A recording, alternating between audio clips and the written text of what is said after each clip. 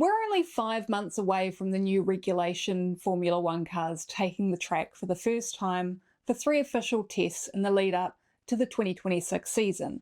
And while yes, this is the most significant change in the sport's history, with both the aerodynamics and the power units undergoing a massive overhaul, there's one very specific component that I think might cause a big problem for some drivers.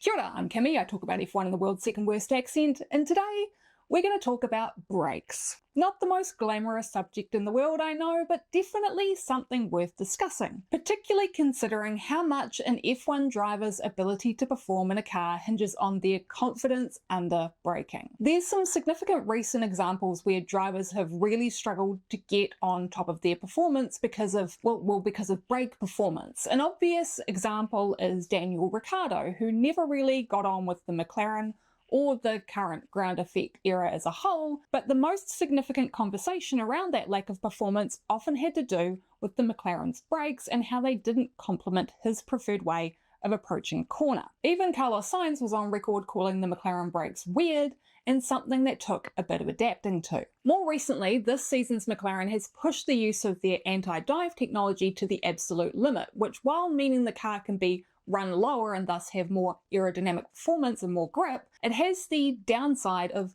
reducing feel in both the steering and the brakes. Combined with McLaren's brake cooling breakthrough, no pun intended, more than likely having a small effect on physical feedback, and Lando Norris being upfront about his lack of confidence in the corners, I think it's safe to say that these changes to McLaren's brake feel probably significantly impacted Norris's performance early in the season. This is a guy who's only ever driven for one team in a 7-season career after all. Since the recent changes to the suspension geometry, Norris has been on a run of form largely put down to his improved confidence in the car. Then there's Lewis Hamilton, who by all reports has found the big difference between the Mercedes and the Ferrari engine braking management difficult to get on top of. And we've also obviously got a couple of examples of spectacular race-ending brake failures in the past couple of years, with Max Verstappen's going poof at the start of Australia in 2024, and the guy who eventually went on to win that race failing to start in Austria this season thanks to his brakes refusing to disengage and then just catching fire. When it comes down to it, if a driver can't have confidence under braking, then they can't attack a corner as aggressively as they might like,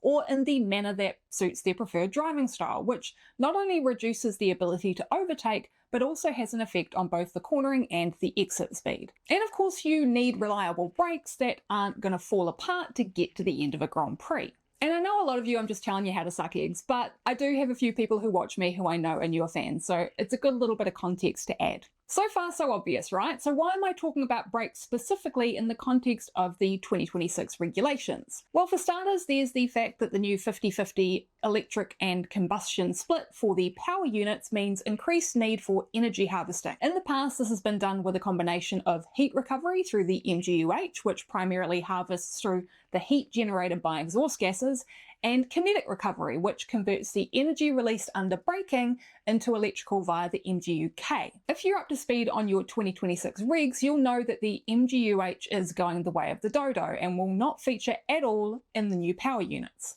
This means an increased reliance on electrical energy recovery under braking, which isn't something that's been tackled by all teams in the same manner. Combine this with the brakes needing to work in conjunction with rear axle design, which is obviously heavily affected by the power unit configuration, and you have a recipe for vastly different brake philosophies than we've seen any time in previous years. Some teams reportedly are expecting their engine braking to be so significant that the mechanical brake performance on the rear axle is more of an afterthought and can be pushed right down to the absolute limit of what the technical regulations specify. And they're now experimenting with how thin they can go with their brake material while still meeting the 2500 Newton meter of torque production requirement. So all this leads to what can only be a significant change in brake philosophy for more than likely every team. And clearly for some, an increased reliance on engine braking. We already know from Lewis Hamilton's struggles this year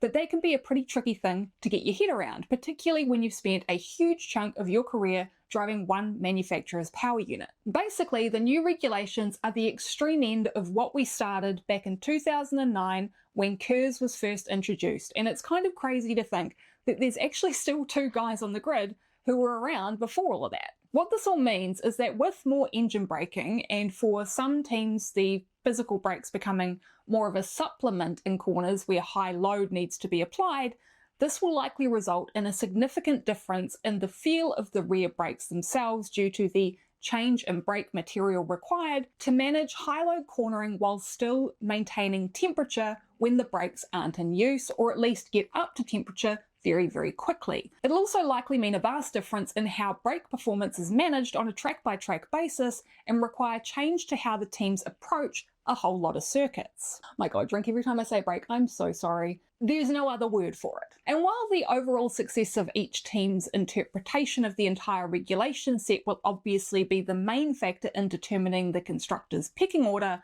I think the second most significant thing, and possibly the most significant for many drivers on the grid, will be their ability to adapt to this new style of braking. And so far, all these guys have is the information they've got from a simulator. They can learn the basics of how the braking deploys, but until they're on track in Barcelona in January, it's all just kind of theoretical. This is a huge opportunity for some of the younger guys to really prove their adaptability, and for drivers like Alonso and Sainz and Hulkenberg and even Esteban Ocon, who've experienced plenty of different philosophies of car over the years, to really use all that journeyman experience to hit the ground running. Now, I know I've been critical of this new regulation set, particularly with regards to the increased reliance on electrical energy. However, this is something that I'm very closely following, and I am fascinated to see how it all plays out. Maybe it'll end up being nothing of significance. Maybe we'll see teams push things so far that it causes absolute havoc, or maybe it'll just be somewhere in the middle. Whatever happens, it's an interesting story to follow when we first start hearing those stories come out of Barcelona at the end of January. So what do you think the biggest challenge will be for drivers in 2026? I'd love to hear it down in the comments. While you're scrolling, please consider giving this video a like if you enjoyed it. And if you're not already subscribed, then that's free and just one extra little tap of a button. As always, thank you so much to my patrons for your support. Thanks for watching to the end, and I'll catch you next time.